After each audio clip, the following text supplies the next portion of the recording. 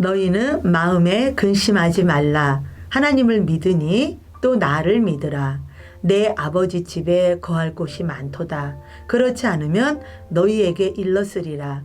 내가 너희를 위하여 거처를 예비하러 가노니 가서 너희를 위하여 거처를 예비하면 내가 다시 와서 너희를 내게로 영접하여 나 있는 곳에 너희도 있게 하리라. 내가 어디로 가는지 그 길을 너희가 아느니라. 도마가 이르되 주여 주께서 어디로 가시는지 우리가 알지 못하거늘 그 길을 어찌 알겠사옵나이까. 예수께서 이르시되 내가 곧 길이요 진리요 생명이니 나로 말미암지 않고는 아버지께로 올 자가 없느니라. 아멘. 요한복음의 중심 주제는 예수 그는 오늘 우리에게 누구인가라는 기독론, 즉 예수의 정체성 확립에 있습니다. 예수님은 제자들과의 여러 번의 담화를 통해 나는 무엇이다라는 에고 에이미 어법으로 나는 빛이다, 나는 선한 목자이다, 나는 포도나무이다 등으로 자신을 드러내셨습니다. 이는 호렙산 떨기나무에서 모세를 부르시고 말씀하실 때 나는 스스로 있는 자로 자신을 소개하셨던 하나님의 자기 표현과 동일한 에고 에이미 강조법으로 예수 자신에 대해 증언하셨습니다. 본문에 나타난 예수님의 자기 계시를 통해 하나님과 예수님의 관계, 관계적 생명에 대해 살펴보겠습니다. 첫째, 구원에 이르는 유일한 인도자이십니다. 예수님은 유월절이 다가오면서 자기가 세상을 떠나 아버지께로 돌아갈 때가 되었음을 아시고 제자들에게 자신을 드러내셨습니다. 유다의 배신과 베드로의 부인에 대해 말씀하시며 곧 다가올 자신의 죽음에 대해 말씀하실 때 주님의 구속의 계획을 알지 못하는 제자들에게는 근심이 몰려왔습니다. 그것은 모든 사람이 두려워하는 죽음의 공포였으며 지금까지 경험해보지 못한 사후세계에 대한 궁금증과 영생에 대한 의문이기도 했습니다. 자신들의 거처를 예비하러 간다는 말씀에 주님께서 어디로 가시는지 우리가 알지 못하는데 어떻게 그 길을 알겠습니까? 라는 도마의 물음에 내가 곧 길이요 진리요 생명이다. 나로 말미암지 않고는 아버지께로 올 사람이 없다라고 자신을 계시하셨습니다. 이는 영원하신 하나님께 이르는 유일하신 이름은 예수 그리스도 한 분이심을 나타냅니다. 예수님은 죄로 인해 하나님과 멀어진 사람을 위해서 화목제물이 되셨습니다. 십자가에서 죽으셨으나 살아나셨고 영원히 살아계셔서 다시 오실 것입니다. 그러므로 누구든지 그 이름을 믿는 자는 하나님께 갈 수 있습니다. 하나님은 우리의 구원을 위해 다른 이름을 우리에게 주신 일이 없으며 천하 사람 중에 구원받을 만한 이름은 오직 예수님 한 분이십니다. 둘째, 변하지 않는 진리이십니다. 제자들을 포함한 많은 사람들에게 있어서 예수가 누구인지 파악하기 위한 최선의 방법은 예수 자신이 무엇이라고 말하느냐를 바르게 인식하는 것이었습니다. 내가 곧 길이며 진리이고 생명이다라는 이 표현 외에 예수가 누구인지 정확하게 증언할 수 있는 방법은 없습니다. 예수님만이 참된 하나님의 계시자이며 하나님의 자기 표현이며 변하지 않는 진리이기 때문입니다. 중요한 것은 예수의 증언을 듣고 그것을 진리로 받아들이느냐 아니면 거부하느냐에 따라서 구원의 여부가 달려 있다고 볼 수 있습니다. 특히 요한복음 14장 6절에 길과 진리 생명은 헬라어 원문에는 모두 다 그라는 간사를 가지고 있습니다. 그 길, 그 진리, 그 생명을 의미하고 있습니다.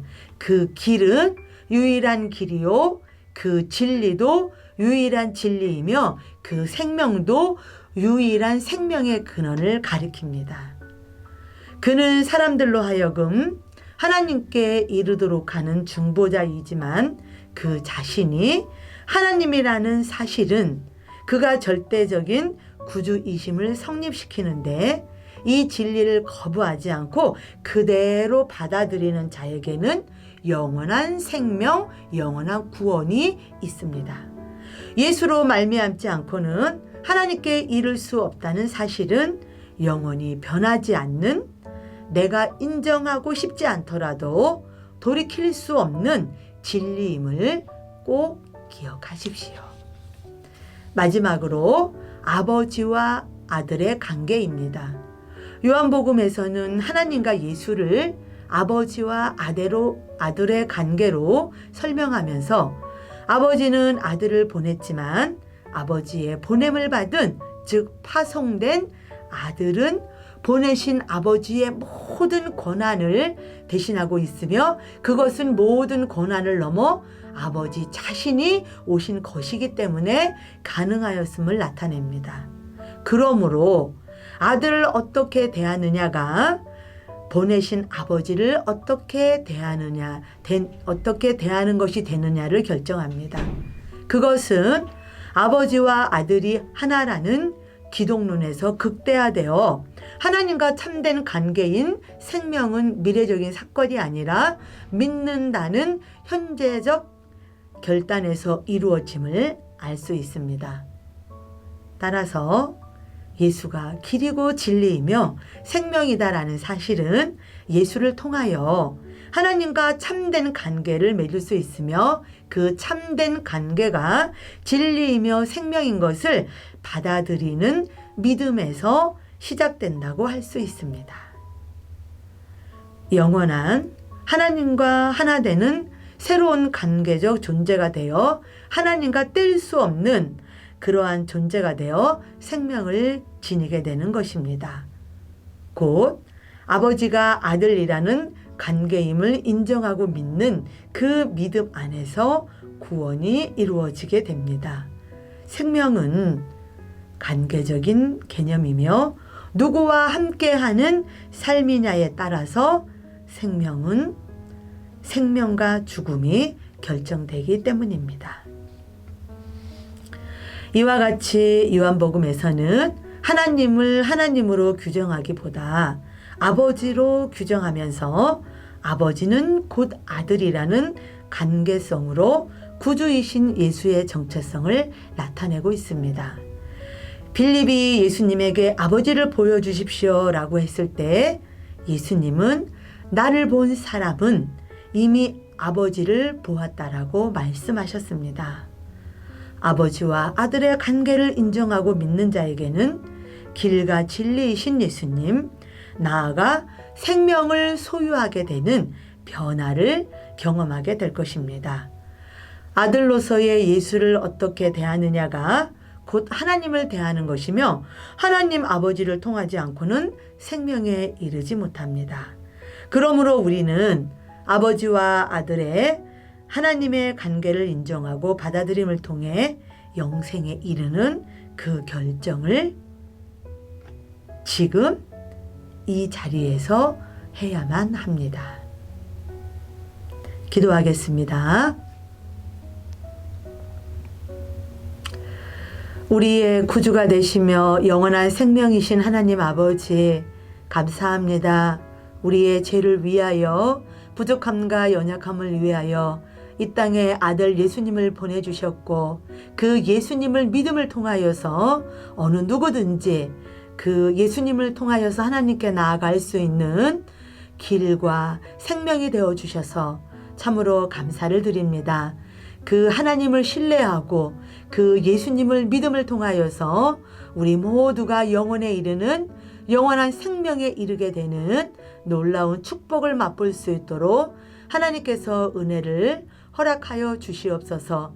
그리하여서 아버지와 아들의 관계를 인정하고 받아들임을 통하여 우리 또한 하나님과 뗄 수 없는 관계적 존재가 되어 그 생명 되신 예수님으로 인하여 즐겁게 살아갈 수 있는 우리의 모습이 되어질 수 있도록 하나님 인도하여 주시옵소서.